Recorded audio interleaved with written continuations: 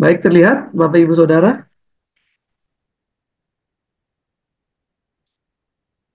Ya, terlihat jelas. Lihat ya, oke. Malam hari ini kita maju terus ya. Fokus pada kemajuan menuju kesempurnaan. Fokus pada kemajuan menuju kesempurnaan. Ya. Nah, kalau kita lihat bagaimana para motivator di dunia ini bicara mengenai kesempurnaan, mereka cenderung ya untuk memiliki pijakan yang lebih condong kepada progres. Ya. Sebab mereka katakan sekecil apapun sebuah progres adalah progres. Sekecil apapun kemajuan adalah kemajuan.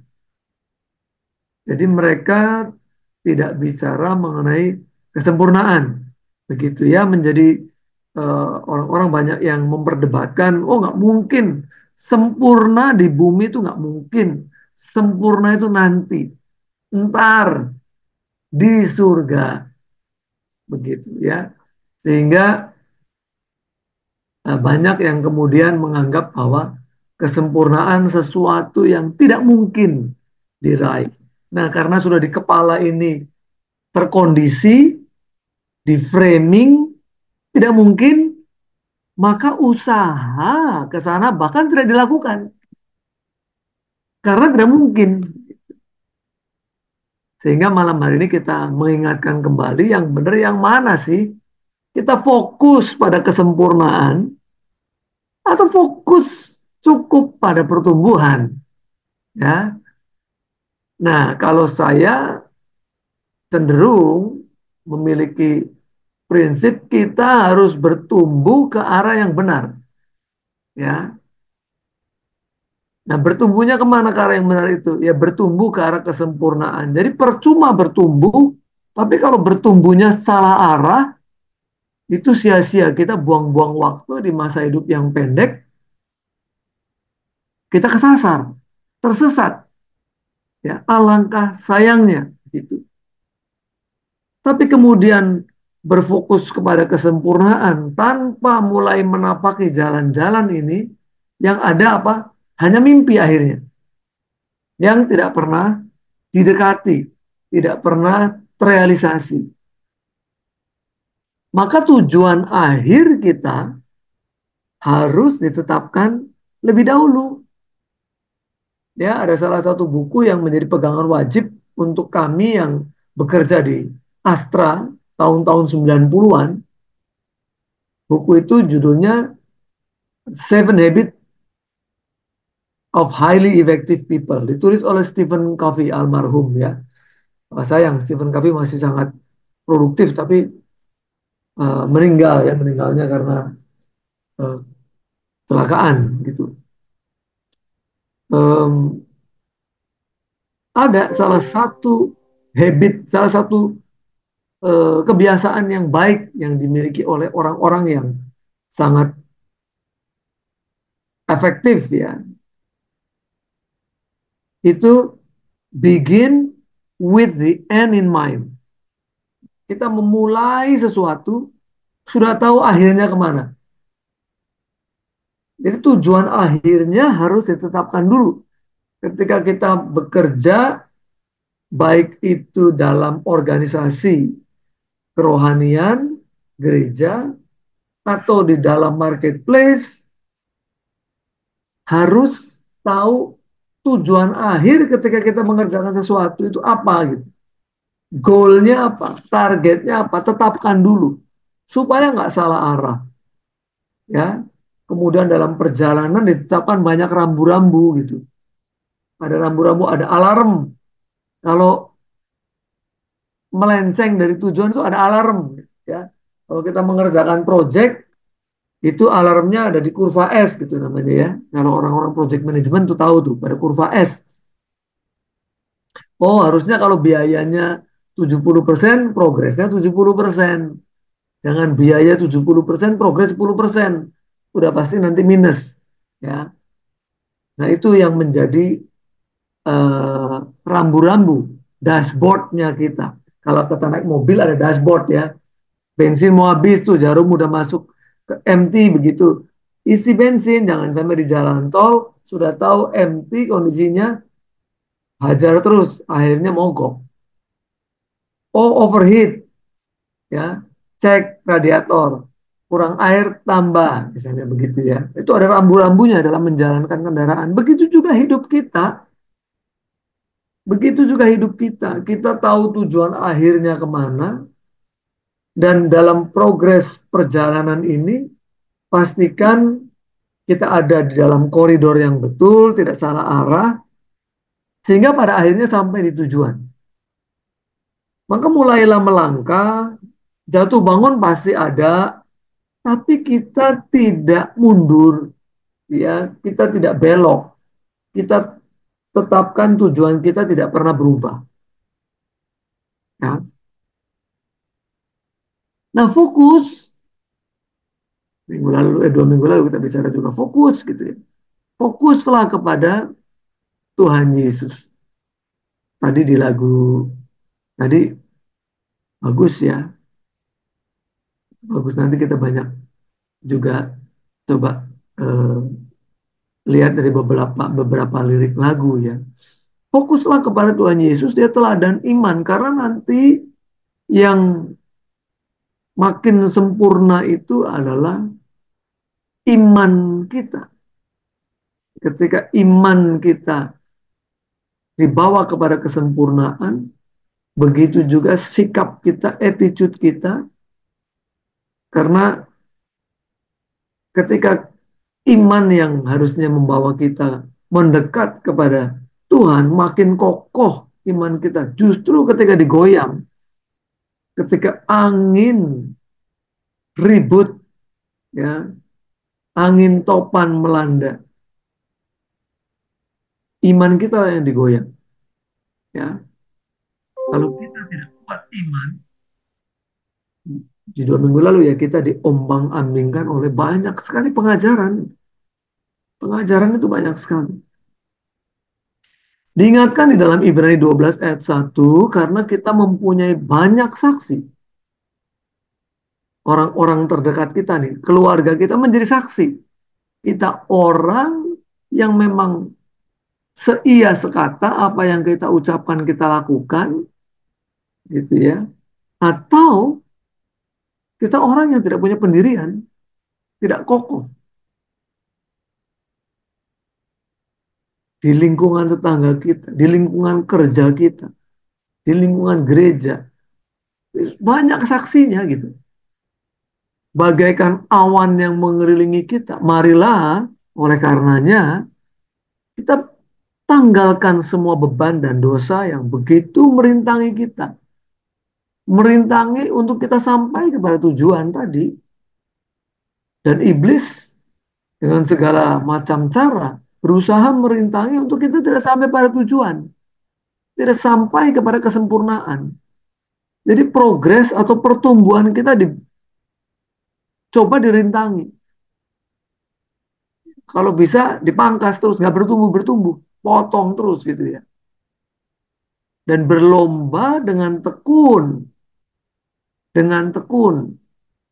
dalam perlombaan yang diwajibkan. Ini wajib, maaf, ini bukan pilihan ya. Ini bukan mata kuliah pilihan. Ini mata kuliah wajib. Diwajibkan bagi kita. Kita nggak bisa meninggalkan kewajiban itu. Marilah, nah ini masuk ke tema kita ya. Marilah kita melakukannya dengan mata yang tertuju kepada Yesus. Marilah kita melakukan dengan mata yang fokus kepada Tuhan kita Yesus. Kenapa kita harus fokus kepada Tuhan Yesus? Sebab dialah, Tuhan Yesuslah yang memimpin kita dalam iman. Kalau kita tidak punya iman, kita nggak akan mau dipimpin, nggak punya iman kok kepada Tuhan kita Yesus. Atau bahkan ada beberapa orang yang menyangkali kan, menyangkali ketuhanan Yesus misalnya. Boro-boro mau dipimpin, ya. Sebab kalau kita mau dipimpin, kita harus submit, kita harus taat, tunduk kepada yang memimpin. Dan ketika kita tunduk, kita taat kepada yang memimpin kita, yaitu Tuhan Yesus, maka Dia yang akan membawa iman kita itu kepada kesempurnaan. Dan itu sudah ditunjukkan teladannya. Dia mengabaikan loh ya, kehinaan, wis dihina ya nggak apa-apa, diinjek-injek nggak apa-apa, dicaci maki ya nggak apa-apa, diludahi nggak apa-apa, bahkan diberikan,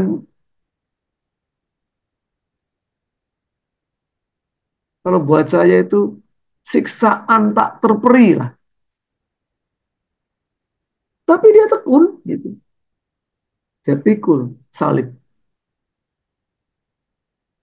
bahwa nantinya akan digantikan dengan sukacita yang disediakan bagi dia, tidak sekarang, tapi di surga yang kekal. Di dunia menderita, menderita sekali, tragis. Makanya aduh, kalau saya suruh bawa firman gitu ya, kemarin di Bekasi, di tempat temanku sama-sama perjuangan pelayanan, istrinya meninggal itu, ya saya cuma sampaikan hidup ini tragis gitu ya Pak Tadus. Seminggu aja sudah dua eh, sanak famili lah mungkin ya yang Tuhan panggil, ya tragis, hidup ini tragis betul, ya tragis betul. Anaknya yang laki-laki, jadi anaknya itu ada empat, yang laki-laki itu anak nomor dua. Justru yang laki-laki ini anak kesayangan mama, karena dari empat anak, tiga perempuan, satu laki-laki. Yang laki-laki anak kesayangan mama. Dia yang justru paling goyang, imannya paling goyang. Ketika ditinggal mamanya. Sudah menikah loh ini. Ini orang bicara orang sudah menikah. Ya, sampai gampang ya. Saya tuh nggak bisa hidup tanpa mama. Lupa kalau dia udah punya istri gitu ya. Dia pulang dari eh, kamar jenazah itu nggak pakai sandal, jalan di jalan raya gitu. Pikirannya cuman mau ikut mama lah. Dia mau sampai kepikiran mau nabrakin diri ke kendaraan, mau nyusul mamanya yang meninggal, anak mama betul. Tapi itulah hidup, very tragic ya, sangat tragis, dan memang ditinggalkan oleh orang yang sangat kita cintai, itu adalah kehilangan terbesar, kehilangan terbesar. Se Sebagus-bagusnya persiapan kita begitu ya, tetap akan ada rasa kehilangan itu.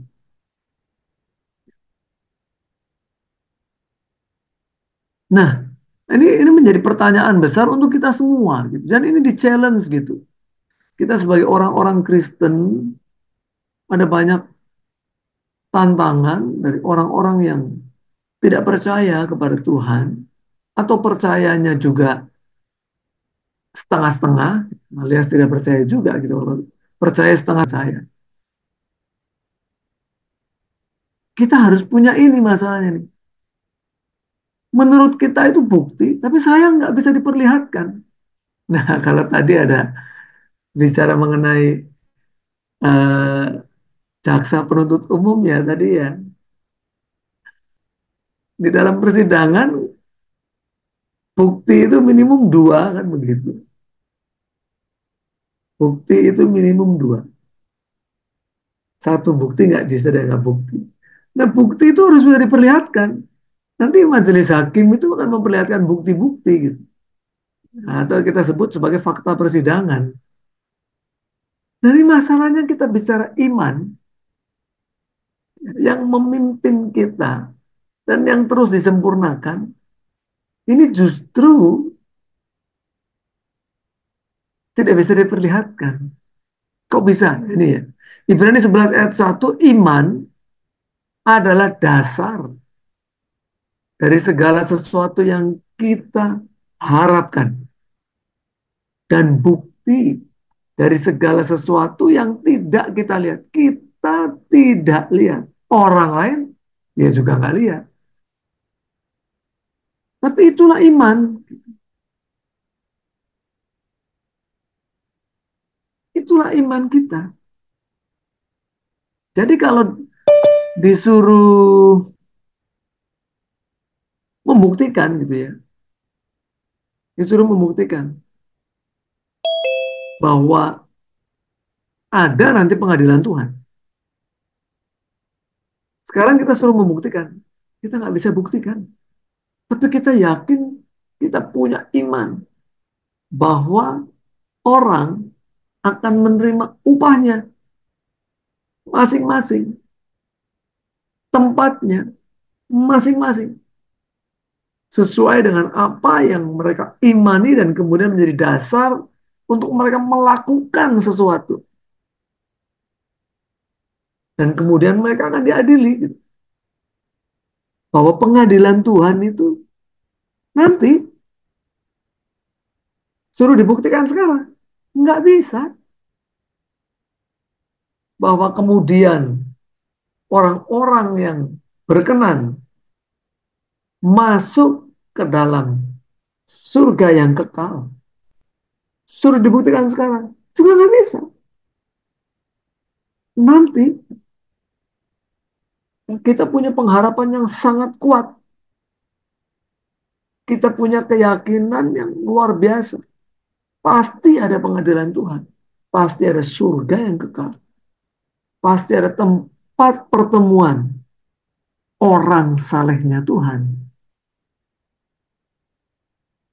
Ada tempat pertemuan orang salehnya Tuhan. Ya, kan ada lagunya ya. Lagu itu bagus saya sampaikan waktu saya di ibadah penghiburan itu ya. Aku percaya kepadamu walau ku tak mengerti.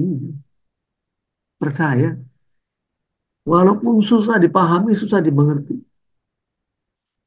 dan tak tahu di mana ujung jalan ini. Ujung jalan kita nggak tahu kapan akan berakhir.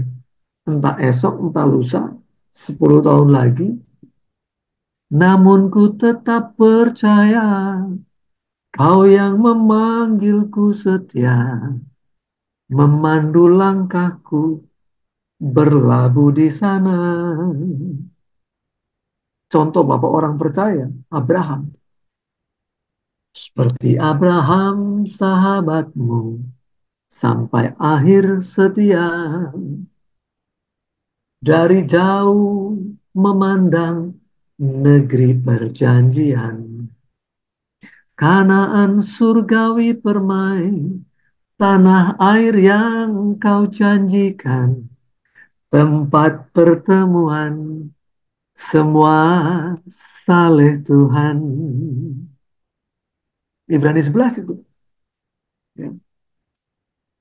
Abraham meninggalkan Ur Kasdim, tempat yang nyaman. Ya. Dan dia punya segalanya orang kaya ini. Tapi dia tinggalkan itu. Oh, ke negeri yang dia tidak tahu. Dan pada akhirnya sampai enggak? Enggak. Dia cuma melambai-lambai. Karena dia ternyata tahu bahwa bukan itu tanah air yang seharusnya. Itu tanah air itu tanah air surgawi. Tapi dengan kesempatan Abraham punya kesempatan untuk kembali loh. Balik lagi loh ke tanah airnya. Menikmati apa yang dulu dia tinggalkan. Dia nggak balik. Hebat itu. Dia nggak balik. Imannya sampai akhir, nggak goyang, nggak goyah, nggak berubah. Ayat yang ketiga, karena iman kita mengerti bahwa alam semesta, ya kalau saya berusaha membayangkan betapa besarnya alam semesta itu nggak pernah bisa terbayangkan. Alam semesta yang maha luas tak terbatas. Nggak ada tepinya. Alam semesta ini sampai sekarang nggak tahu tepinya di mana. Nggak ada tepinya. Pakai teleskop yang paling kuat pun nggak ketemu. Yang ketemu adalah another galaxy. Galaksi yang lain. Galaksi yang lain. Ya, di dalam galaksi terdapat miliaran bintang, planet apalagi. Nah, bayangin kalau dalam satu galaksi terdapat miliaran, bahkan mungkin triliun, kita nggak tahu ya. Di luar sana ada miliaran, triliun, mungkin kuadriliun, septiliun yang nggak bisa dihitung, nggak ada batasnya. Tapi itu semua luar biasa loh. Ya. Presisi jarak antara planet dengan bintang ya. Matahari kan salah satu bintang ya. Presisi. Kalau nggak kita nggak hidup, lebih dekat sedikit ke matahari kita gosong. Ya. Air di bumi ini menguap, kering. Kita bergeser sedikit menjauhi matahari, beku, dingin, mati juga kita. Lebih dekat sedikit mati, lebih jauh sedikit mati. Begitu presisinya gitu. Alam semesta diciptakan. Masa yang nggak ada penciptanya? Masa ini semua kebetulan? Nah, mungkin kita yang dari kecil sudah sekolah minggu, udah diajarin percaya bahwa ada pencipta. Tapi buat orang ateis di luar sana, mereka menertawakan kita bahwa kita ini ditipu oleh agama begitu. Ya kebetulan karena kita ada di lingkungan ini. Tapi ternyata di luar sana banyak sekali yang mencemooh Tuhan pencipta segalanya itu. Mereka mencaci maki, mencibir begitu ya. Nah, alam semesta yang luar biasa dahsyat, hebat begitu. Dijadikan oleh firman Allah. Sehingga ini tadi nih, apa yang kita lihat sekarang itu telah terjadi dari apa yang tidak kita lihat. Namanya creatio ex nihilo gitu ya. Penciptaan dari tidak ada menjadi ada. Manusia nggak bisa lakukan begitu. Manusia yang ada kan menciptakan dalam arti mengkreasi sesuatu dari apa material yang sudah ada gitu. Nah, ayat yang ke-6 Ibrani 11, tetapi tanpa iman. Nah, ini masalahnya. Tidak mungkin orang berkenan kepada Allah. Ya, Matius 7:21, orang yang mengatakan Tuhan, Tuhan, aku udah melakukan ini, melakukan itu, hal-hal yang hebat. Tapi Bapak kemudian berkata apa? Nyala engkau pembuat kejahatan. Bapak nggak berkenan. Nah, terus kita ingin mengikuti teladan Tuhan Yesus supaya kita berkenan. Tanpa iman tidak mungkin. Modal awal kita iman. Barang siapa berpaling kepada Allah, ya harus percaya bahwa Allah ada. Dan nggak cuma sekedar ada, dan bahwa Allah memberi upah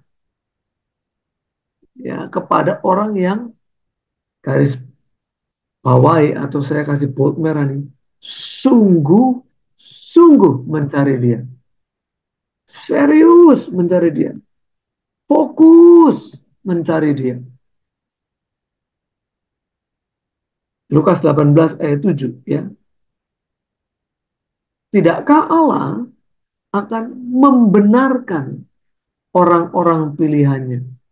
Yang mana? Yang siang malam berseru kepadanya. yang sungguh-sungguh berseru kepadanya, yang fokus kepadanya. Adakah ia mengulur-ulur waktu sebelum menolong mereka? Aku berkata kepadamu, ia akan segera membenarkan mereka. Akan tetapi menjadi pertanyaan, karena tidak banyak atau sedikit sekali atau langka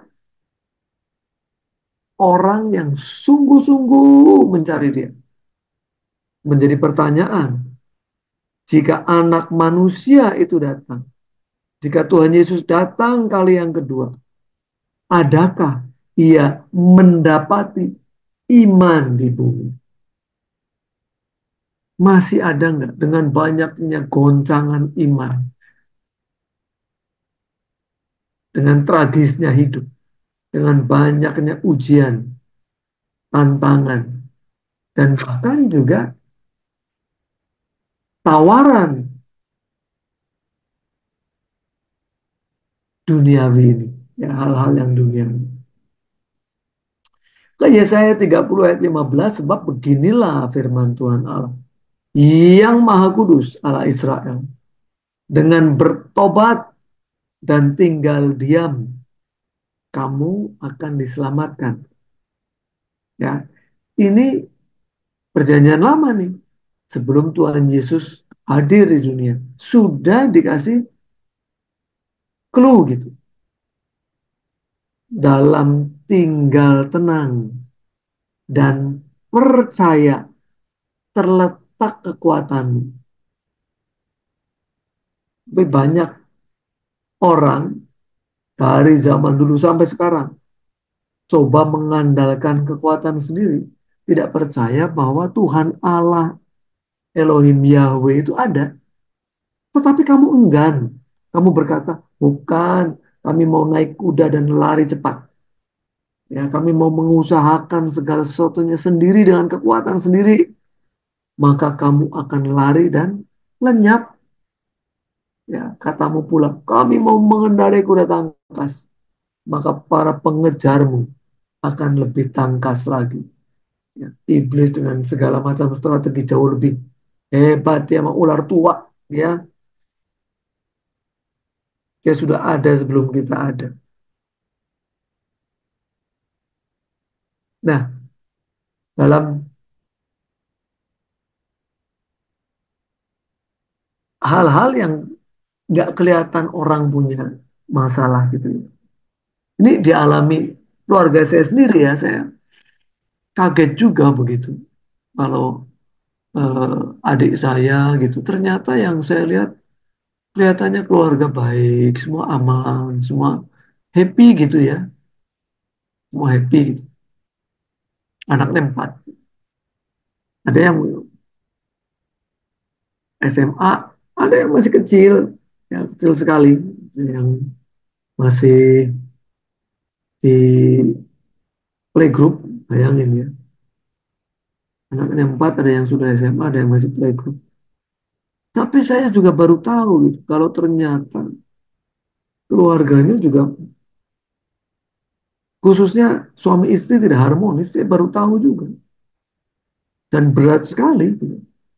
Dan berat sekali. Dan baru cerita juga setelah, kok ini adik saya kok banyak posting-posting, eh, kelihatannya seperti lagi ada masalah begitu. Saya langsung tangkap gitu ya. Saya mau ketemu deh.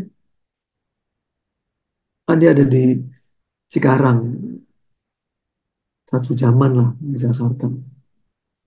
Saya mau ketemu, emang kamu ada apa namanya, ada janji atau pertemuan atau apa di Cikarang gitu kan? Nggak ada. Saya mau ketemu kamu aja. Saya bilang. Oh kalau nggak ada ini nggak usah lah. Lalu ngapain gitu ya? Nyempet-nyempetin ke sana kalau nggak ada meeting sekalian nggak usah. Saya bilang nggak. Saya cuma meeting sampai eh, siang aja sampai jam 3. Habis itu saya ke sana. Jadi saya ke Cikarang tepatnya di Delta Mas lah dia punya kantor begitu. Ya, kemudian adik saya curhat apa yang terjadi bertahun-tahun, ternyata punya masalah. Cuma dipendam aja, cuma dipendam. Saya juga baru kemudian eh, sadar ya, oh iya juga ya. Ternyata selama ini dia nggak pernah, suami itu nggak pernah. Saya itu bareng anak.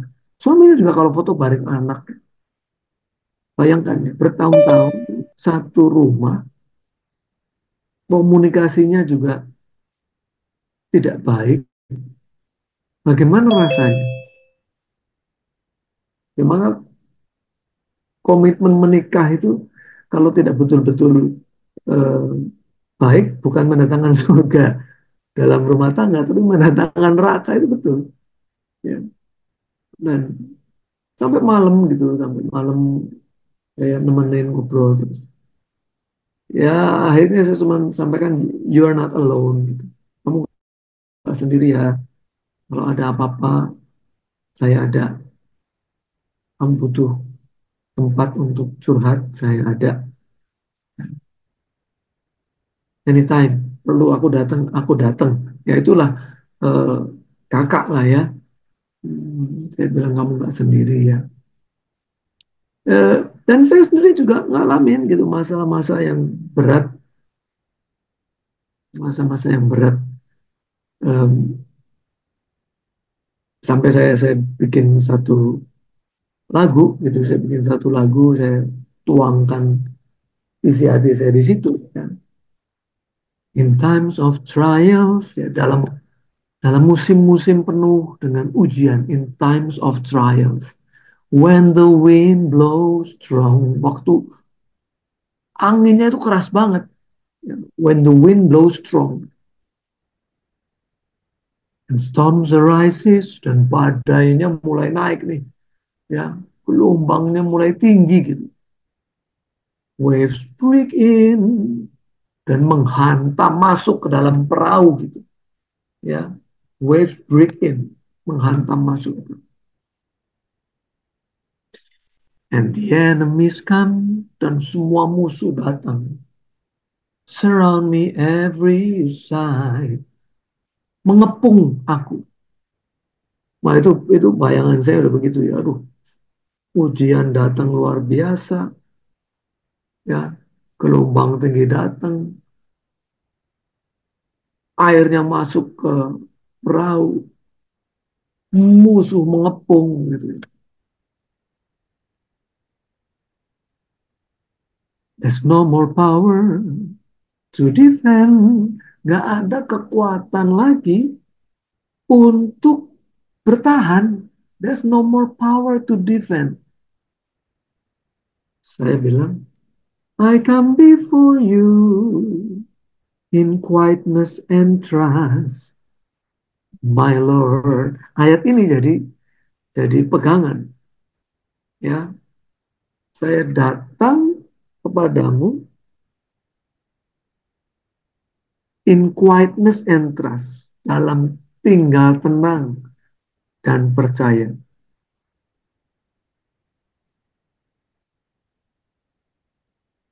Dan kemudian saya bilang begini, only you, my Lord. Hanya engkau Tuhan. The rock of my salvation. Batu karang keselamatan. Ya. Kemudian dia adalah the fortress and deliverer. Dia benteng hidup. Dia yang akan melepaskan, ya, my deliverer. Dan pada akhirnya semua itu akan membawa ke satu titik untuk kita percaya penuh Tuhan itu mengatasi segalanya, mengatasi eh, badai, mengatasi musuh, mengatasi semua ujian. Saya percaya bahwa saya harus taruh Saya harus lempar sauk ke batu karang yang kokoh, yaitu Tuhan Yesus. Kalau saya lempar sauk ke nyangkutnya ke apa namanya eh, benda-benda yang mudah bergerak, wah ke bawah ombak itu kapal. Maka sebetulnya justru di dalam kelemahan itu kita diuji, kita cari siapa, fokus kita ke siapa. Ya, kalau fokus kita kepada kekuatan kita sendiri, seberapa sih kekuatan kita? Oh, fokus kita ke orang-orang kuat, ya orang punya jabatan, seberapa hebat sih dia? Rata-rata orang itu punya kepentingan, ya. Kenapa jadi teman sama kita ya? Karena dia punya kepentingan terhadap kita. Kalau nggak ada kepentingannya juga dia nggak bantu kita juga. Ya, jadi memang pada akhirnya kalau kita mau melewati jalan-jalan yang sepi ini, ya di mana kita hanya bisa bergantung kepada Tuhan, pada akhirnya kita bisa lewati sehari demi sehari, dan terus sampai ke perfection. Pada akhirnya kita sampai pada kesempurnaan iman, karena semua ini menggosok terus, iman kita digosok terus nih ya, sampai berkilauan.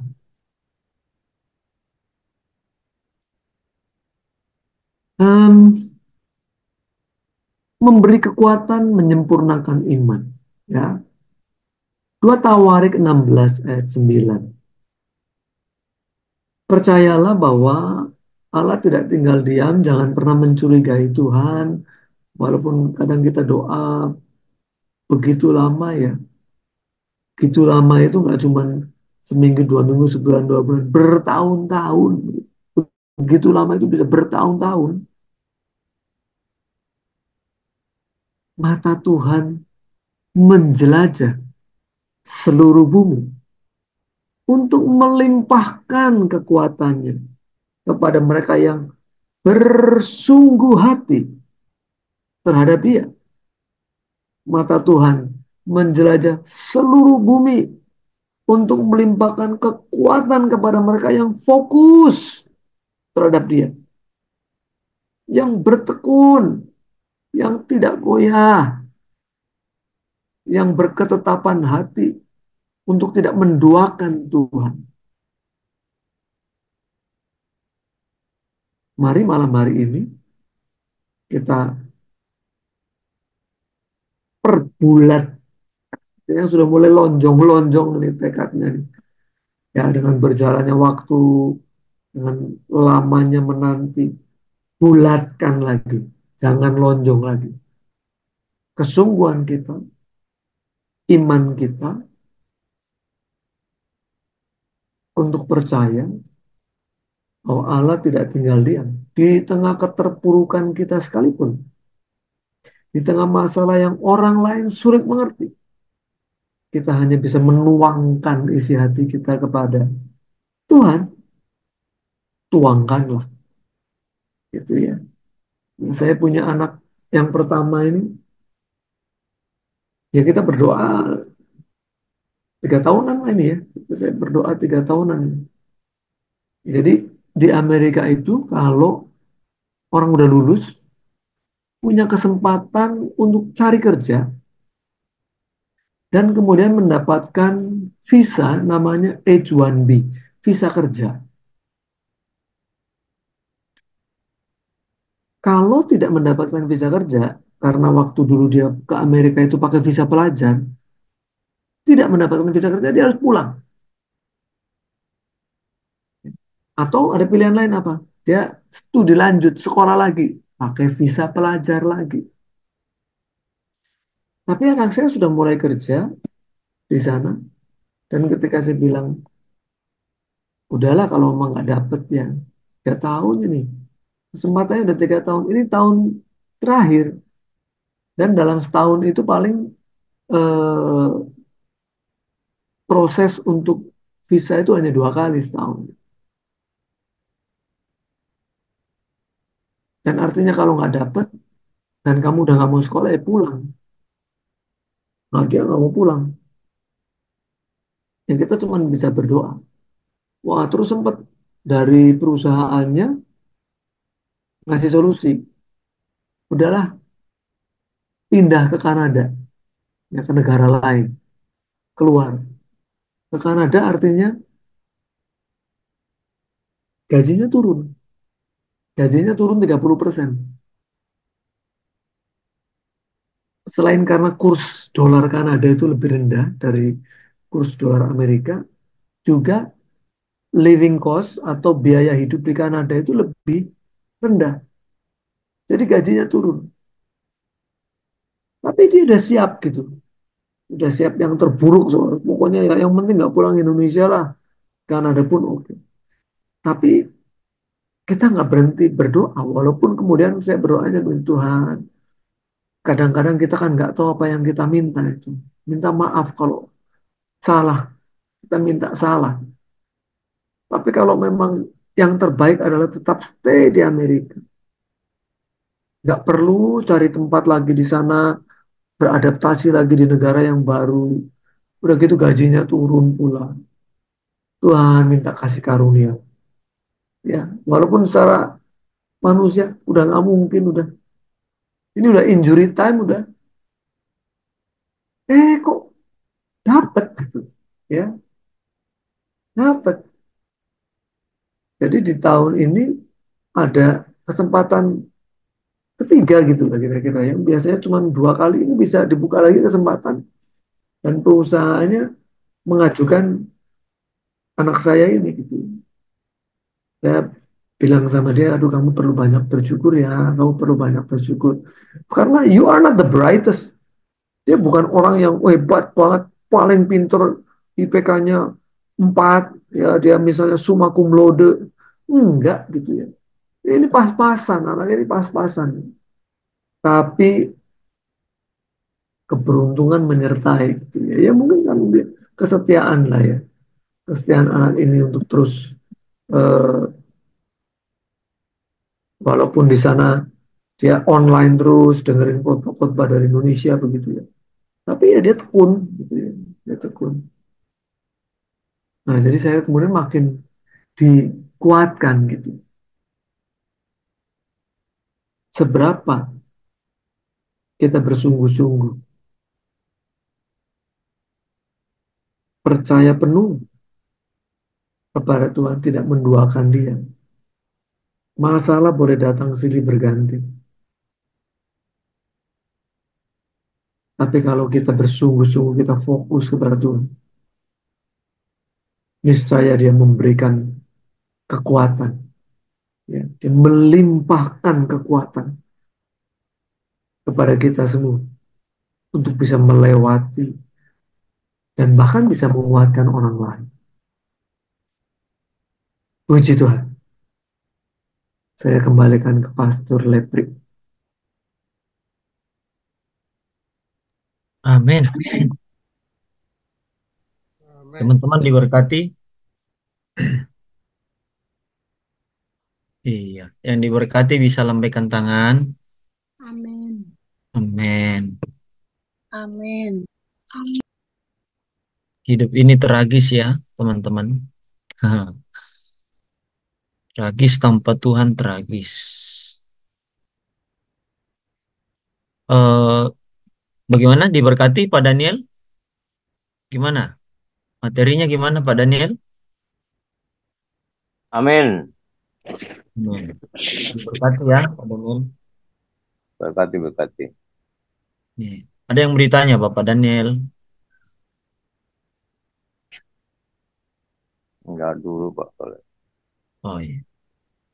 Ko Afi gimana? Diberkati materinya Ko Afi?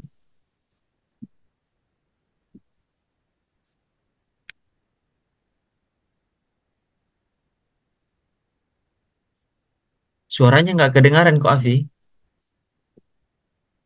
Oh, Ya, teman-teman, dari materi yang disampaikan ada yang menyampaikan sesuatu,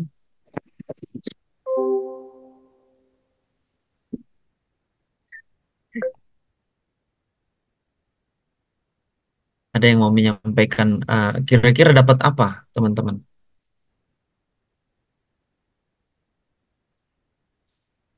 Sharing juga boleh, Mas Refli. Iya, sharing. Pengalaman ya. Benar, sharing. Maksudnya sharing tuh.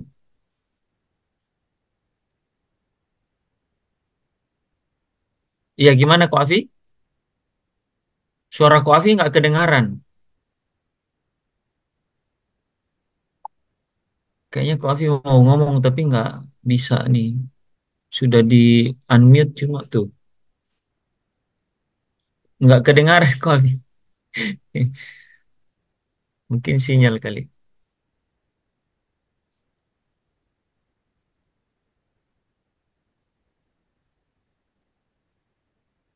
Iya, teman-teman ada yang mau sharing? Tadi Bapak Tadus udah sharing di depan. Ya, berarti ya Ko Afi lagi unmute, mute, unmute. Iya, kenapa ya? Ko Afi bisa di kolom chat. Mungkin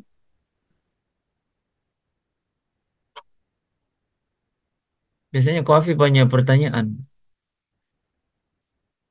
Tapi ini bermasalah kali ya. Coba Ko Afi keluar dulu baru masuk ulang coba. Kalau ada masalah di mute ke speaker. Ya tadi Bapak tadi sudah di depan juga menyampaikan ada dua keluarga yang meninggal ya. Wah, sekaligus itu teman-teman. Memang di rumah duka itu kesudahan segala sesuatu ya. Tapi ada juga yang ya rumah duka tidak harus ini ya. Kan kalau kita di Jakarta ini teman-teman ada khusus rumah duka. Tapi saya barusan terlintas ya. Rumah duka juga kan kalau misalnya di rumah itu mayat ya namanya juga rumah duka aja. Konsep saya sebelumnya ini rumah duka yang khusus di Jakarta ini teman-teman. Itu ada gedung khusus gitu. Gedung gedung khusus yang ada juga rumah sakit yang di sampingnya dia buka rumah duka. Jadi kalau ada orang yang di rumahnya nggak bisa orang rame-rame, ya di situ ditaruh ada memang disewa tempatnya kan rumah duka gitu. Jadi orang ibadah di situ. Jadi bukan di rumahnya gitu, di rumah duka itu. Cuma masalahnya kalau ada uang ya di situ. Kalau nggak ada ya pasti di rumah keluarga. Kalau nggak mampu di rumahnya mungkin orang kontrak gitu kan. Ya mungkin di rumah siapa gitu. Nah, memang pergi ke rumah duka kata pengkhotbah itu memang lebih baik. Itu membuat kita insaf, insaf, insaf. Bapak Roni malah sudah sering banget ke rumah duka ya. Kemarin saya minta materi, ada yang minta materi. Tiba-tiba Pak Roni bilang, iya saya masih di rumah duka. Wah, saya, Bapak Roni khotbah di rumah duka. Pas nak khotbah di rumah duka juga. Waduh, luar biasa. Mm-mm. Eh, Kalau di timur itu di rumah saja. Jadi ada rumah duka yang khusus itu ada cuma jarang dipakai. Jadi semua di rumah saja. Nah, yang meninggal ini yang satu ibu usianya sekitar 50-an lebih. Nah, yang satunya anak umur 20-an di bulan ini. Wah, 20 tahun. yang 20 tahun persis banget sepupunya Bu Mona, Pak. Yang saya bilang di Zoom kemarin. Jadi itu hanya yang 20 tahun teman-teman ya. Itu kan belum kuliah. Kuliah ya, udah. Kuliah ya. Iya kuliah. Ya, Itu hanya kena kelenjar tiroid, teman-teman. Jadi tiroid pertama kena di bawah rumah sakit, beres, selesai. Tiba-tiba kena kedua kalinya langsung koma masuk UGD. 4 hari, udah lewat. Sayangnya dia tidak di dalam Kristus. Wah, iya, itu sayang banget, teman-teman ya. Wahyu 14:13 kan berbahagialah orang yang mati dalam Tuhan. Ya, Wahyu 14:13 itu berbahagialah orang yang mati dalam Tuhan sejak sekarang ini. Gitu. Nah, tetapi teman-teman kita harus telusuri juga itu mati dalam Tuhan. Jangan hanya dibilang KTP. Ih, Kristen saja kan, Kristen iya, tapi gimana kalau matinya di got atau matinya karena alkohol kan? Matinya gimana kan? Matinya tidak itu bagaimana itu teman-teman? Ada nggak yang bisa mau sekalian jadi pertanyaan? Mau bertanya nggak mengenai itu? Supaya mentor kita jawab. Itu harus perlu diluruskan.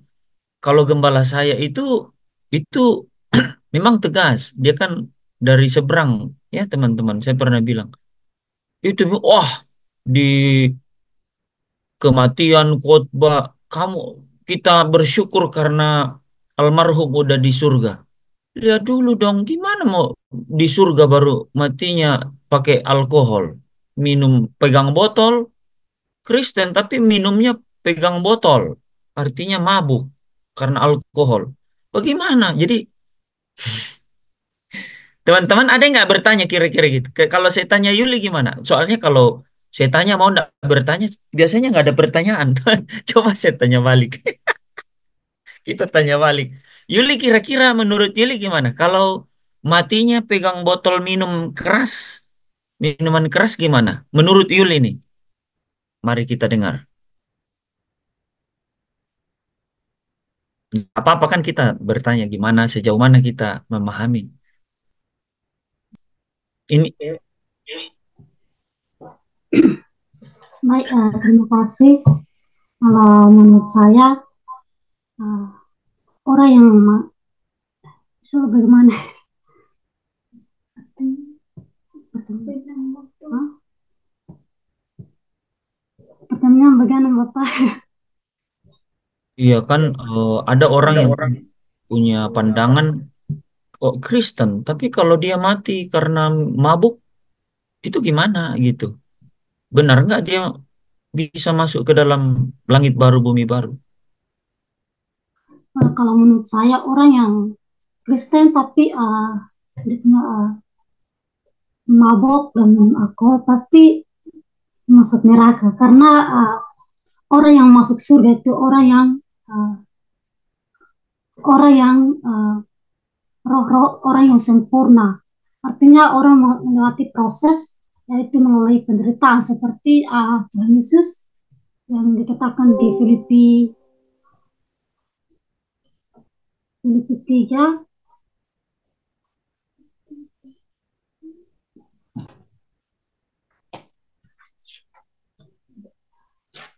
atau Filipi 2, Tuhan Yesus mengosongkan diri dan dia taat sampai mati di kayu salib, artinya dia menderita. Jadi kita harus menderita seperti Tuhan Yesus yang dikatakan di Filipi 3 ayat Filipi 2 kayaknya ya. ya. Terus di Filipi 3 juga seperti Paulus, Paulus katakan bahwa dia adalah orang yang Ibrani asli, dia adalah orang Farisi, tetapi setelah dia tahu kebenaran itu bahwa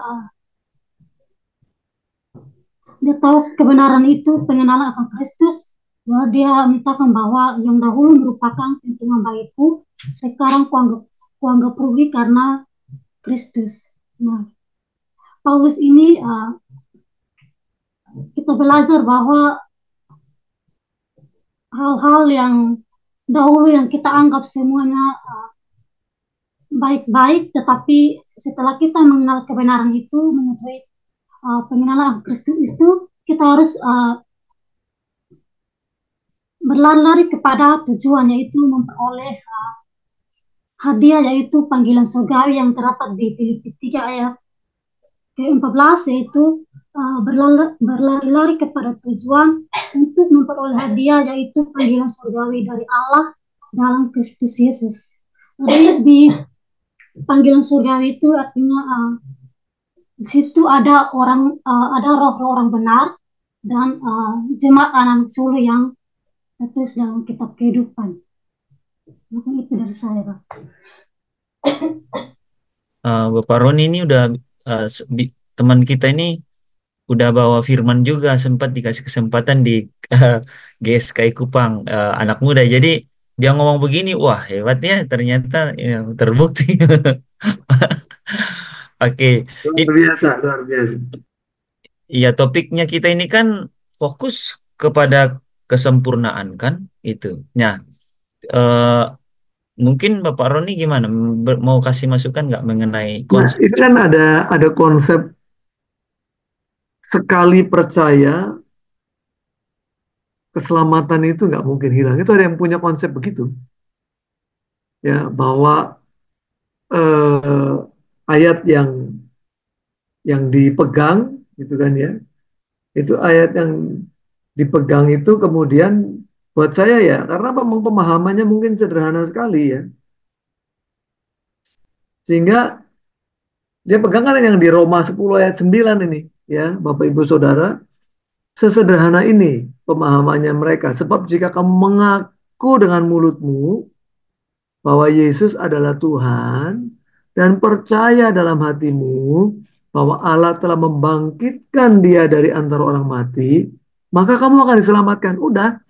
Jadi dengan pegangan ayat satu ini, gitu ya, dianggap ini kayak jadi kalau di saudara kita yang memiliki kalimat syahadat ya, memiliki kalimat syahadat sebagai tanda untuk percaya gitu kan. Ini seolah-olah kayak kalimat itu tidak tahu bahwa konsekuensi kalau kamu mengaku bahwa Yesus adalah Tuhan, itu konsekuensinya itu nggak hanya sekedar di mulut sebetulnya, ya percaya dalam hati gitu. Itu nggak cuma sekedar percaya dalam hati yang kemudian tidak ada konsekuensi apapun. Gitu. Nah, bayangkan ya kalau kita dengan mulut kita apa namanya me- mengakui misalnya gitu ya bahwa oke, Pak Jokowi presiden. Iya, saya ngaku Pak Jokowi presiden. Tapi tingkah laku kita di depan seorang presiden itu tidak menghormati dia. Ya kamu sebetulnya mengaku dengan mulut itu bukan sungguh-sungguh, malah buat saya mengejek gitu ya. Kamu melecehkan, mengaku dengan mulut Yesus adalah Tuhan, tapi kemudian sikap kita tidak menunjukkan rasa hormat kita pada yang mulia Tuhan kita Yesus. Itu melecehkan, mempermainkan Tuhan. Ya, jadi kalau tadi Pastor Lepri memberikan satu studi kasus nih, ya orang matinya masih pegang botol cap tikus di got. Kemudian ketika di rumah duka ada pendeta, ya kita mengucap syukur karena adik kita ini sudah bahagia ada di pangkuan Bapa di surga. Loh padahal matinya masih pegang botol cap tikus. Apa dengan mudah begitu? Oh kalau saya nggak berani, nggak berani ngomong bahwa oh dia sudah ada di pangkuan Bapa di surga. Perkara apakah kemudian orang itu punya hubungan tersendiri dengan Tuhan yang kita nggak tahu ya. Tapi kelakuannya tidak menunjukkan bahwa dia percaya dan mengakui bahwa Yesus adalah Tuhan. Saya nggak bisa menggaransi. Tapi kalau saya mendahului Tuhan, menghakimi bahwa orang ini pasti masuk neraka, saya juga salah. Karena saya tidak bisa menghakimi. Maka kita tidak bisa menjamin bahwa orang ini posisinya ada di mana kita sekali lagi apa percaya bahwa ada pengadilan Tuhan. Ada pengadilan Tuhan. Biarlah kiranya pengadilan Tuhan itulah yang kemudian mempunyai uh, final decision gitu ya, keputusan terakhir. Ya, kita hanya mendoakan gitu ya, keluarga yang ditinggalkan karena sejelek apapun yang namanya anak tetap anak. Sejelek apapun orang tua tetap orang tua, nggak pernah jadi bekas orang tua atau bekas anak. Jadi dalam situasi seperti itu kita tidak menghakimi, tapi juga tidak pernah memberikan garansi bahwa oh ini karena KTP-nya Kristen, apapun yang dia lakukan masuk surga. Enggak lah, gitu ya. Enggak ada di dalam Alkitab seperti itu. Cuma kan dalam kondisi orang berduka kita juga enggak bikin masalah baru gitu ya. Nah, kita tidak masuk ke dalam ranah yang menyeberangi garis batas. Sebenarnya kita enggak cross the line. Kita punya etika dan tata krama ketika kita menyampaikan sesuatu kepada orang yang sedang berduka. Dari saya sih begitu, Pastor Lepri. Iya benar. Jadi eh, memang kita bukan bagian untuk itu ya, seperti dikasih tahu tadi mentor kita. Cuma itu menjadi cermin buat kita bahwa benar nggak ya? Benar nggak? Karena kehidupan eh, percaya itu, saya sering menerjemahkan ini, Pak. Percaya itu kan, iman itu kan percaya. Nah, iman itu dari kata pistis dan pisteu kan. Pistis kata benda, pisteu itu kata kerja. Nah, kalau cuma hanya sekedar kata benda, lip service yang Roma 10 ayat 9, nah itu cuma pistis kata benda. Artinya yang diinginkan tuh Yakobus kan, pisteu, iman tanpa perbuatan mati. Jadi dikatakan bahwa iman selalu bekerja sama dengan selaras dengan perbuatan. Yakobus 2 ayat 22 gitu kan. Itu dicontohkan Abraham tuh, iman Abraham. Nah, jadi kalau dibilang percaya, apakah dia pisteu? Pisteu itu mempercayakan diri, dari bahasa asli pisteu kan. Itu mempercayakan diri gitu. Nah, dalam konteks Filipi 3 tadi, ayat 10, yang ku kehendaki ialah mengenal dia. Nah, kata mengenal itu bukan hanya kenal, saya kenal Yesus, tetapi kata aslinya di situ mengenal itu ginosko. Nah, ginosko itu mengalami Kristus. Yang aku kehendaki ialah mengalami Kristus sebenarnya. Itu bukan hanya mengenal biasa gitu.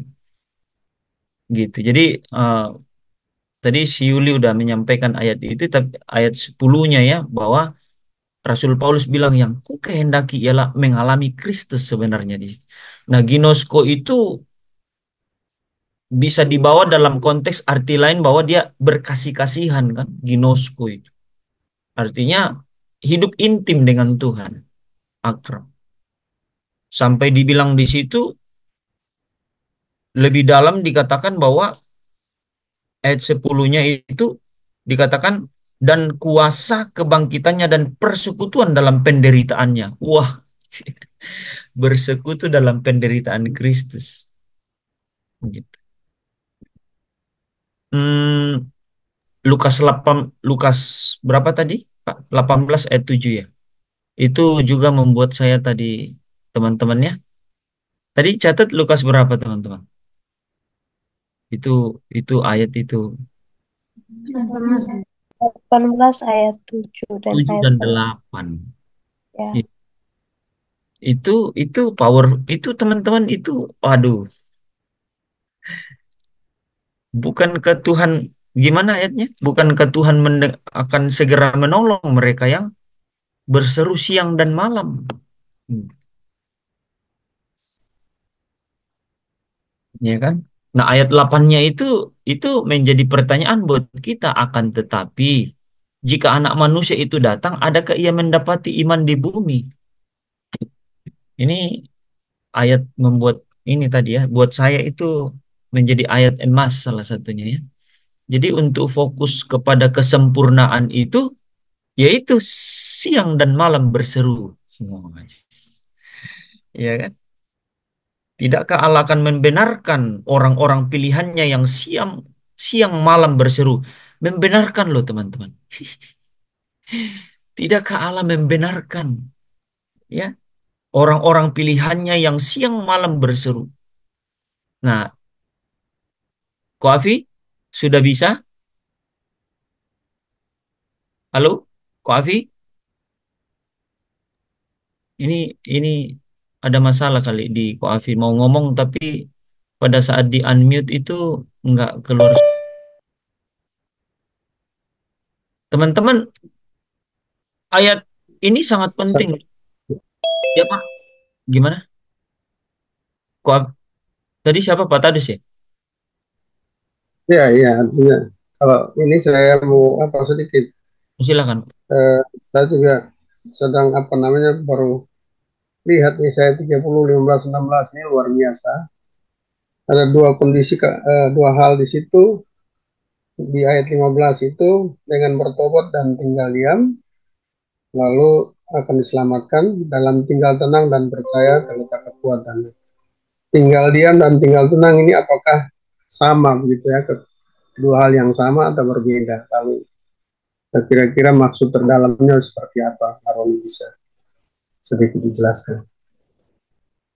Pertanyaan yang luar biasa. Nah, ini teman-teman anak muda, Yuli, Mira, Yanti itu harus ditahu itu ditanyakan teman-teman.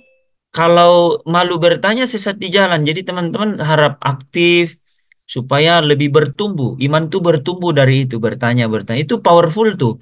Pertanyaan Bapak Tadus tuh langka sekali. Ini baru saya dengar pertanyaan ini. Dan memang ayat itu kan harus ditahu. Itu diam tinggal tenang tuh seperti apa. Makasih, Pak. Ya, kalau kita mau menggali lebih jauh, ya, kita kalau mau menggali lebih jauh itu kita mesti cek eh, dua hal ya. Dua hal, satu itu konteks, terus kemudian di bahasa aslinya begitu. Ya, konteks dan bahasa aslinya, jadi teks dan konteks mesti dilihat. Kalau kita coba lihat ada di Yesaya 30, Yesaya 30 ayat 15, ya. Coba saya lihat di sini Yesaya 30 ayat yang ke-15.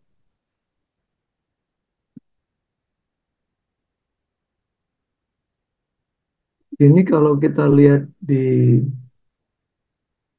bahasa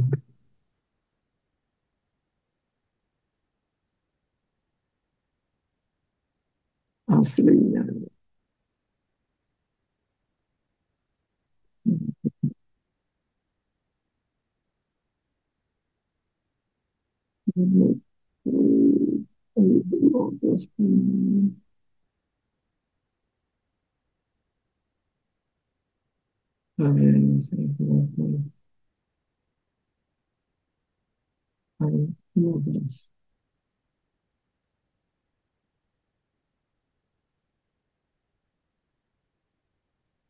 Ya, jadi saya tambahkan ini ya saya 30 ya. Ini kan kita udah lewati pembacaannya Pak Roni. Ini Ya, kita udah skill. Jadi kasus di pasal 30 ini adalah teguran kepada Israel yang meminta bantuan kepada Mesir ya. untuk menghadapi bangsa Asur yang menyerang mereka. Kayak Hmm. gitu. Jadi kalau disebut di ayat 15 itu dalam diam tinggal tenang ya, terletak kekuatanmu ayat 15. Mana ayat 15 nih? Sebab beginilah firman Allah yang Maha Kudus Allah Israel dengan bertobat. Ah ini. Kenapa disuruh bertobat? Karena bangsa Israel mencari kekuatan kepada bangsa lain bukan kepada Tuhan. Nah, itu ya. Oke. Dengan bertobat dan tinggal diam kamu akan diselamatkan. Artinya tinggal diam itu mencari Allah Elohim Yahweh kembali. Karena mereka udah membelakangi Allah waktu itu. Nabi Yesaya udah berbicara kepada mereka, tetapi mereka tidak mau percaya tentang Tuhan yang berbicara kepada Yesaya menyampaikan gitu. Begitu Pak Roni, saya tambahkan latar belakangnya pasal ini. Kasih. Iya, jadi kalau tadi pertanyaan Pak Tadus ya, ada kata yang satu tinggal diam, ya. Di sini ada kata sakat ya, sakat ini quietness ya, makanya saya tulis in quietness and trust ya. Yang satu quietness, be still, memang tenang gitu ya. Settle, tetap ada di situ. Rest, ya. I will give you rest, itu yang Tuhan janjikan ya. Marilah semua yang letih lesu dan berbeban berat datang kepadaku. Aku akan memberikan kelegaan. Kelegaan itu rest, istirahat. Napauso. Nah, terus kemudian quietness ya. Nah, satu itu, satu eh, saukat ya itu di dalam bahasa Ibrani. Terus kemudian saya lagi cari kata yang keduanya nih. Ya, kalau kaunya trust ya, kaunya itu ada trust.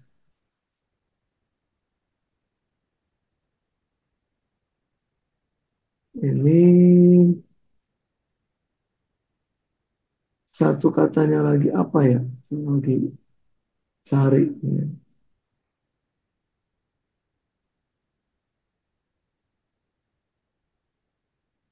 Perlu waktu nih, bagus ya pertanyaannya bagus karena ini mesti bongkar bongkar kata per kata gitu. Karena yang ditanyakan itu satu yang katanya itu diam, ya, yang satu kata tenang gitu. Apakah pakai akar kata yang sama atau akar kata yang berbeda, gitu ya. Atau itu sinonim. PR nanti aku cari ya Pak. Karena ini kalau apa namanya ngebongkar begini lama nih. Ya baik, Pak Roni. Baik. Nanti kita share di grup ya. Saya akan cari. Karena ini saya rasa ada rahasia yang terdalam di sini nih. Karena dibilang tinggal diam diselamatkan, tinggal tenang itu kekuatan. Ya, eh, kalau kita melihat latar belakangnya itu, ya ini Bapak Tadus kan, dalam diam, apa? Dalam diam, kok bisa? Gimana Pak Tadus? Yesaya, gimana ayatnya Pak? Dalam diam tinggal tenang. Dan tinggal diam itu diselamatkan. Lalu dalam tinggal tenang dan percaya ada terletak kekuatanmu.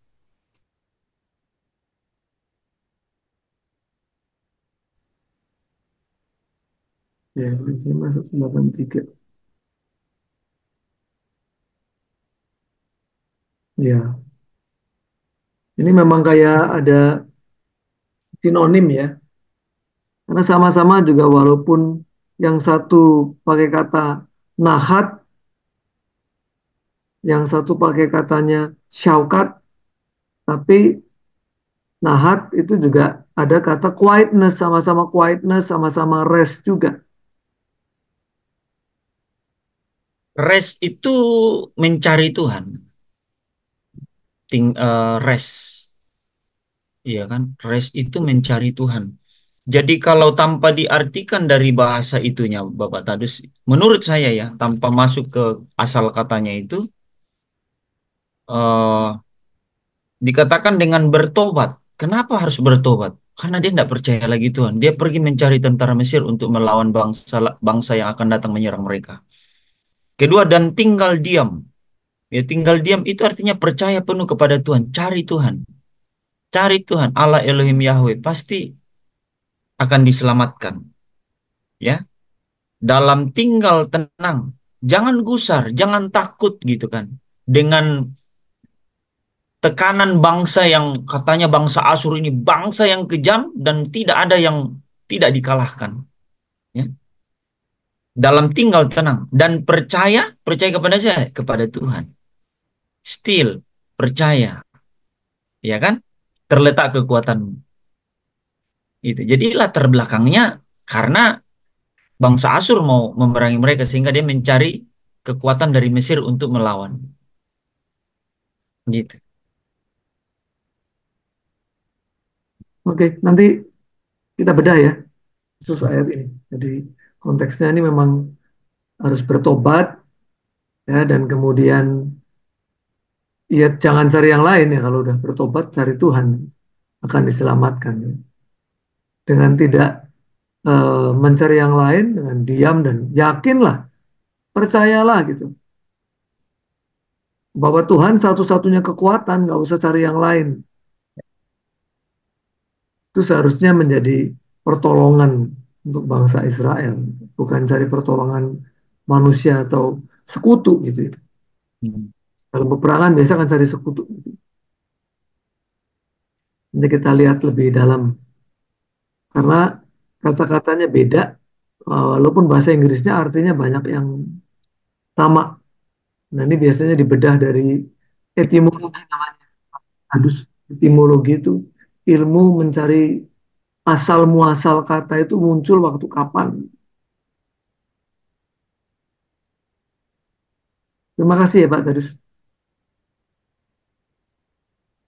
Ya, baik Pak Roni. Terima kasih.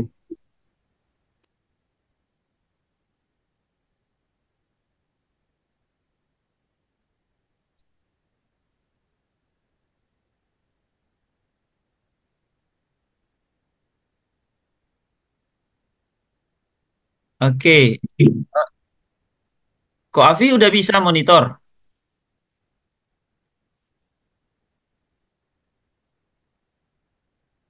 Belum bisa.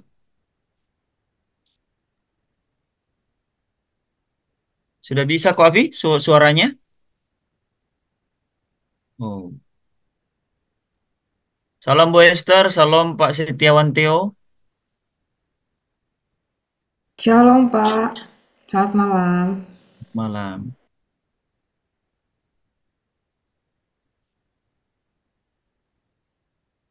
Luar biasa ya tema kita malam hari ini teman-teman ya. Eh, saya harap kita dengar ulang karena temanya ini luar biasa ya. Fokus pada kemajuan menuju kesempurnaan. Ya, sama ya hari Senin kemarin. Lalu bagaimana setelah kita diselamatkan gitu kan? Setelah menjadi anak-anak Allah lalu bagaimana? Gitu kan? Nah, malam ini menjawab bahwa ada kesempurnaan yang harus kita kejar ya. Matius 5 ayat 48. Karena tadi disampaikan konsep sempurna itu banyak orang berkata bahwa nanti di surga sana. Tadi disampaikan di awal ya. Tapi ternyata dari sekarang ini ya Matius 5 ayat 48 ya hendaklah kamu sempurna. Kesempurnaan kita itu keserupaan dengan Yesus.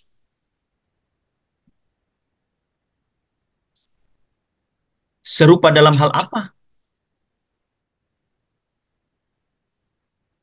Kira-kira Mira bisa serupa dalam hal apa?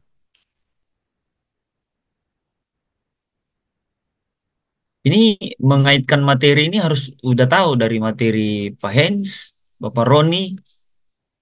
Serupa dengan Yesus maksudnya seperti apa? Menderita untuk mencapai kemuliaan. Menderita untuk mencapai kemuliaan. Kalau Mira, serupa dengan wajahnya, wajah Kristus atau gimana? Tidak. Iya, serupa seperti apa gimana? Nah, kalau serupa, saya bisa kaitkan dengan Paulus yang dikatakan di Filipi pasal 3 ayat 10.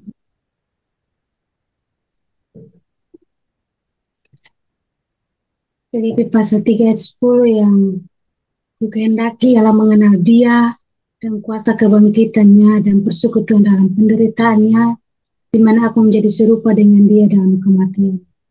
Jadi yang dimaksud dengan Paulus ialah menjadi serupa dengan Dia itu artinya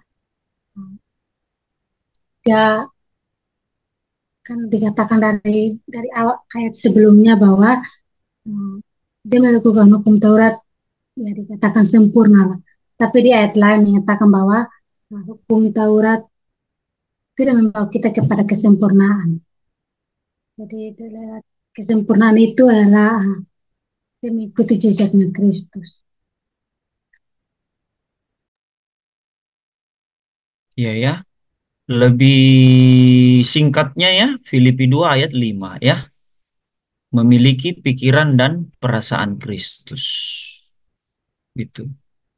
Jadi kalau kita memiliki pikiran dan perasaan Kristus, kita pasti memiliki sikap yang taat. Gitu. Nah, tetapi untuk mencapai kesempurnaan kita harus apa, teman-teman? Sesuai materi tadi.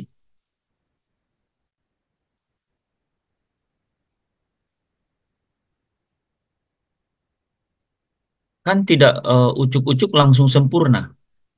Apa yang terjadi di dalamnya yang harus kita hidup di dalamnya sampai kita bisa mencapai titik itu. Harus bertumbuh. Iya, betul ya. Untuk sampai kepada kesempurnaan itu harus bertumbuh. Iman kita itu harus bertumbuh. Tadi di mana? Ibrani 11 ayat Ayat 1. 6. Ayat 6. Bunyi ayat 6 gimana?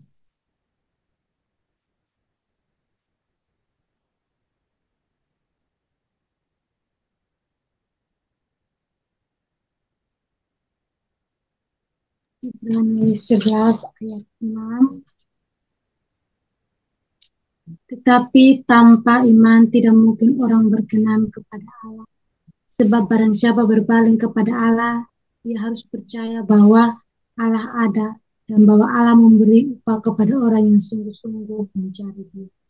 Amin. Orang yang sungguh-sungguh mencari Tuhan. Orang yang punya iman kepada Allah, ia percaya bahwa Allah itu ada. Dan ketika dia percaya Allah itu ada dan dia melakukan kesungguh-sungguhan untuk mencari Allah, maka ada proses yang berlangsung di dalamnya, ya. Ada proses yang berlangsung. Dikatakan di bagian lainnya bahwa ada ujian-ujian iman, ya. Yakobus 1 ayat 2. Ada ujian iman itu menghasilkan ketekunan, ketekunan tahan uji, uji menghasilkan buah yang matang, sempurna. Ya, dalam pertumbuhan itu ada ujian-ujian iman.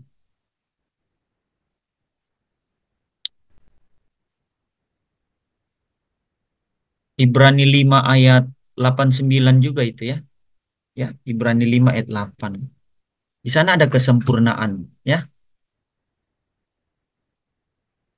Ibrani 5 ayat yang ke-8.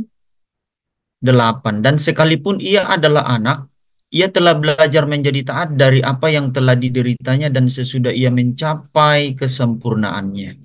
Ia menjadi pokok keselamatan yang abadi bagi semua orang yang taat kepadanya. Proses. Ya, ada proses di sana.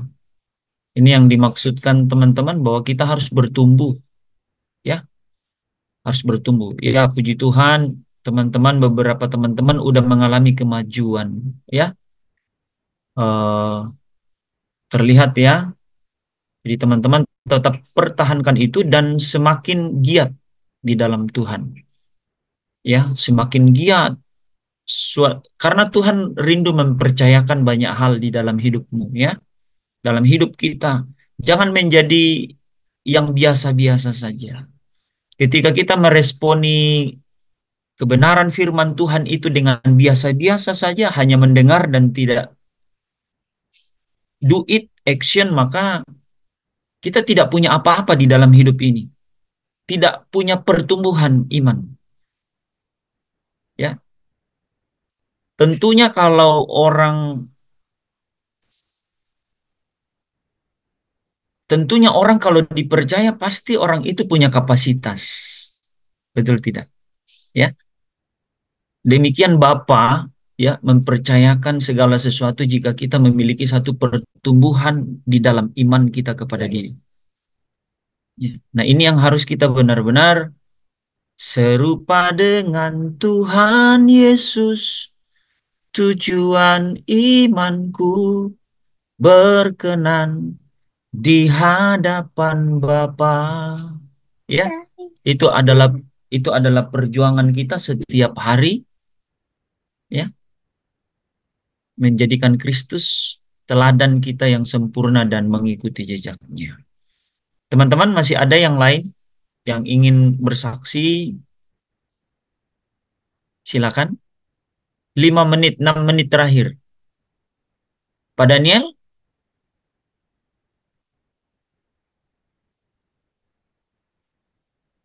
Yanti, Kok Afi dari tadi mau ngomong tapi nggak bisa nih. Kenapa ya? Kok Afi bisa keluar terus masuk lagi kali ya?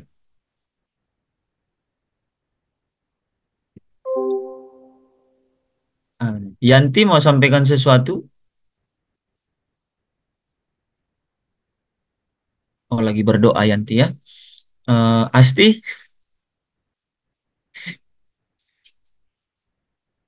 Sema mau menyampaikan sesuatu, Sema,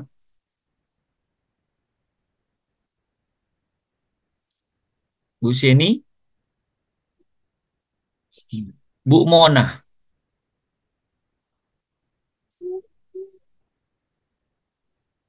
Bu Mona mau sampaikan sesuatu, Bu Mona?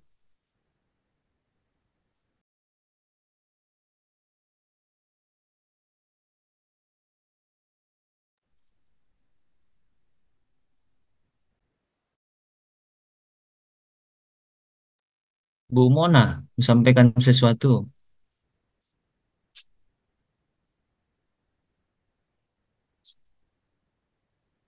Lagi berdoa juga. Hmm. Oke, teman-teman. Sudah tidak ada, teman-teman? Oh, ini Ko Afi nih. Ini dari tadi, ini dia coba ini. Dia sudah masuk lagi, teman-teman. Dia tadi log out terus masuk lagi. Shalom, Ko Afi. Halo? Shalom, Ko Afi. Oh, tetap nggak bisa tuh. Dia udah coba. Dan Ada sama terang. volume speakernya yang belum diaktifkan atau gimana? Bukan. Dia udah unmute. Tapi nggak keluar suaranya. Kemarin aja tuh materi Pak Ens tuh dia punya pertanyaan. Cuma sudah lowbat kan Pak Hens punya jadi mati. Ini Ko Afi mau bertanya Pak, cuma dia udah coba cuma dia tadi udah keluar terus masuk ulang juga. Dia tidak bisa ini suaranya keluar. Ini ada Setiawan Jong. Pak Setiawan ada dua hub ini ya, dua ini. Salam Pak Setiawan. Pak Setiawan, salam. Pak, saya pakai yang lain nih Pak nomornya. Oh astaga, ini kok Afi nama lengkapnya ini. Ya Jaya, saya pakai handphone yang satu lagi Pak ya. Waduh. Silakan kau. Ini kok Afi. Iya Pak, saya emang tadi pencet juga nggak mau itu tuh Pak. Ya. Saya mau tanya mengenai 2 Tawari 16 ayat yang ke-9 Pak. Ini ada kata engkau 2 kali di sini nih Pak. Ini berbicara apa Pak?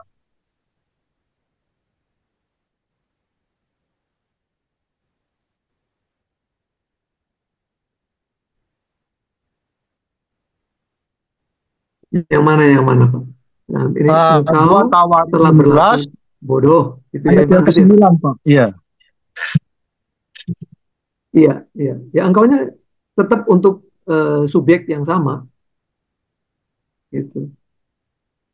Tapi biasa di dalam perjanjian lama itu bicara mengenai either bangsa, gitu ya, bangsa Israel atau ya orang yang memang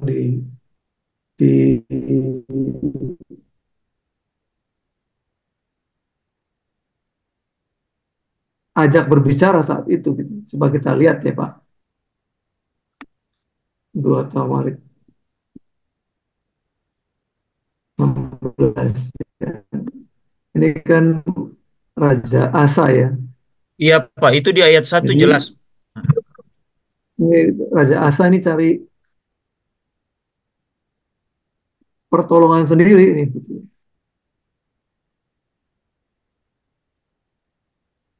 Asa ini Raja Israel nama Yehuda. Asa ini Raja Yehuda gitu ya.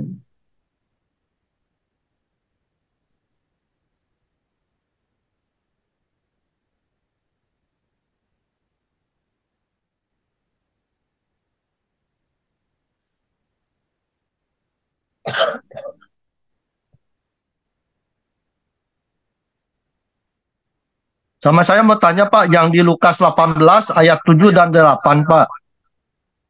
Nah ini kan jawabannya di ayat yang ke-7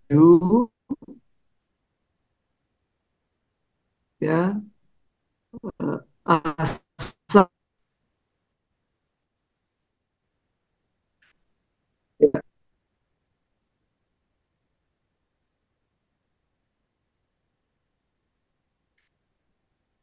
Jadi ini teguran ya Pak, yang tadi 2 tawarik itu teguran sebetulnya.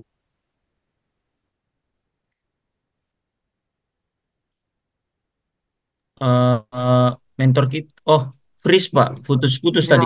internetnya nggak stabil. Jadi kalau menjawab 2 tawarik tadi, 16 ayat 9, kalau Bapak membaca satu perikop, itu sebetulnya terjawab. Gitu ya, siapa engkau yang dimaksud itu. Tapi sebetulnya teguran terhadap satu orang pun menjadi pelajaran bagi kita untuk tidak melakukan yang sama. Oh, begitu. Ini si Iya, iya. Asa, ini Asa Raja Yehuda yang ditegur sebetulnya.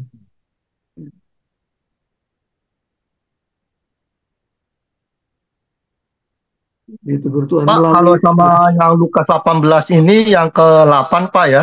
Lukas 18 ya. Jika anak manusia itu datang, Ya, ini berbicara datang kedua kali atau bagaimana Pak? iya, datang kali yang kedua. Oh, yang kedua. Ya, Iya, iya. Betul, betul.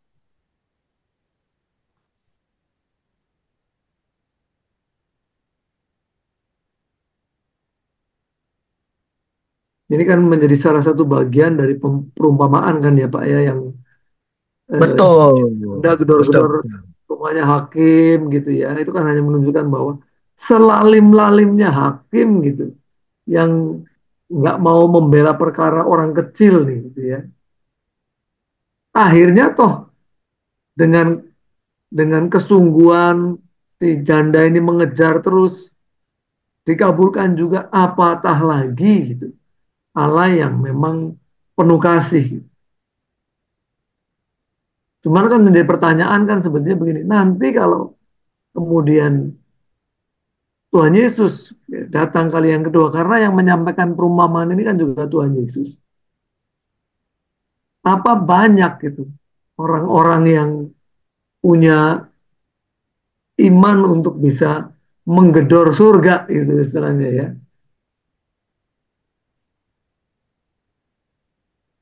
Atau akhirnya 1-2 kali berusaha nggak terjadi, kemudian akhirnya kecewa, ya kan banyak orang yang begitu sih, orang yang kecewa. Karena biasanya yang kecewa ini pengennya cepet untuk memuaskan hawa nafsu.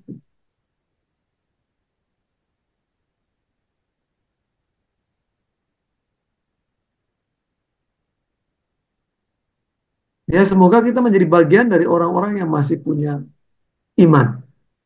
Mari kita berjuang bersama. Ya Pak ya, tetap kita emang mempunyai iman yang harus tetap berfokus kepada Tuhan. Iya, ya. Maka kita diingatkan kan, kerjakanlah keselamatanmu dengan takut dan gentar. Keselamatan harus kita kerjakan. Betul Pak. Terima kasih Pak atas pencerahan firman-Nya Pak. Siap, Pak Alvin.